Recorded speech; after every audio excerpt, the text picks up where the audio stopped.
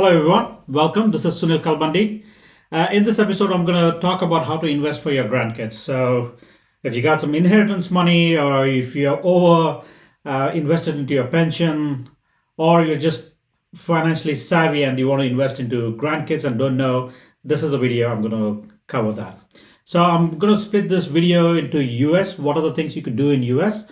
And then my hometown in UK. So I'm going to split between US and UK. I'm going to try to do 6 things what you can do in US and 6 things in UK. Okay. Before I start, let's do some assumptions. I'm not a financial advisor, so you want to make sure you consult your financial advisor before doing anything. Number two, the taxes are always changing. The rules are changing. So depending on how long you're going to invest, you want to make sure that you're aware of what tax laws and other things are changing. You just can't make a decision and then assume that after 10 years it's going to be the same. So you want to keep an eye on it. It's not like you have to do it every day, but you need to keep an eye.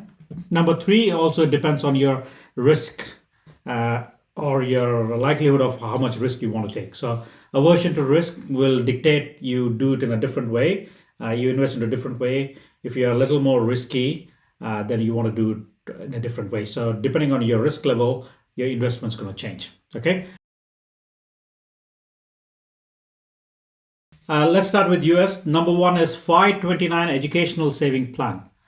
I don't know what a 529 is. I'm guessing it's some sort of a document number, but what you know is it's a 529 educational plan. So any contribution you are making, it's tax deductible, and any contribution and any growth you get in that particular thing is tax deductible. So it's a very popular 529 educational saving plan. So you want to invest your grandkids' education into plan. And all the qualified educational expenses, when you do a withdrawal, it's tax free. So you want to check what those qualified educational expenses are, and then you can make those withdrawals. Okay. Number two, custodial accounts.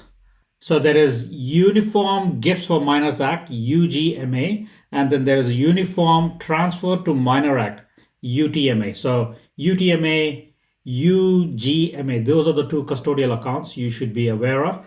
So this is a very popular one. So this is where the assets or a bulk of money is held in the grandkids or the grandchild's name, and it can be accessible when they become a mature adult. So I think it's 17 or 18 is when they can access those accounts.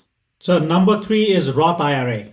So if your grandkids have made some income on their investment, this is a good way to invest or contribute towards their lifestyle. So Roth IRA is one thing you want to be focusing on, especially for grandkids.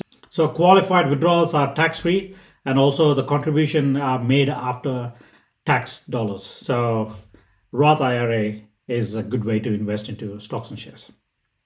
So there is another ESA, Educational Saving Account. I think it's a Coverdell Educational Saving Account. This is very similar to 529, where you can invest amount or a certain money to your grandkids towards education. So the earnings and the withdrawals, which are qualified educational expenses, are tax-free. Okay. Number five, some state allow custodial accounts and 529 combined. So depending on which state you are, you want to see if you can use a custodial account along with the 529 educational saving plan and use that a vehicle to invest for your grandkids. This is particularly handy and it provides flexibility when managing educational expenses. Number six is index funds and ETF, exchange traded funds.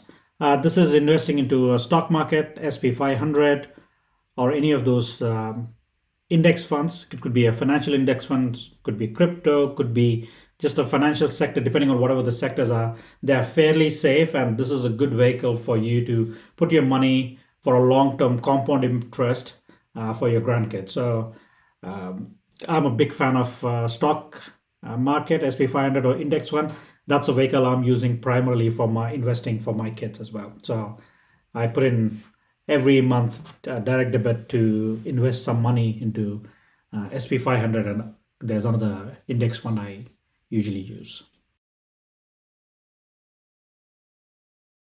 Okay, now coming to UK. six things in UK you can do. Number one is junior ISA. So ISA is UK's version of Roth IRA sort of thing, where you can invest your money into buying stocks and shares. And there's a junior ISA that's for catered for your kids, grandkids, and that's where you want to do as a number one vehicle if you're in UK. There's something called Child Trust Fund, which is not, unfortunately, is not open, but for people who already had opened it before, it's a good way to invest into it. So it's a shame that I can't open it, but it's something which, if the people had opened it before, can access it and then use it as a vehicle to manage their kids, grandkids' education or any other funds. So number three, stocks and bonds. So in UK, you can buy individual stocks and bonds depending on what you want to do. So there is index funds through junior ISA, and then also you can buy stocks and bonds for kids. And that's another way where you can invest into companies where you know long term they grow, and then also the compound interest will add a lot of money, especially if there are grandkids very young. By the time they're in their 30s, 40s, or 60s, it'll add up to a substantial amount. So number four is junior self-invested personal pension, SIPP plan. This is another vehicle where you can invest your money towards your grandkids pension or your kids pension or your grandkids pension.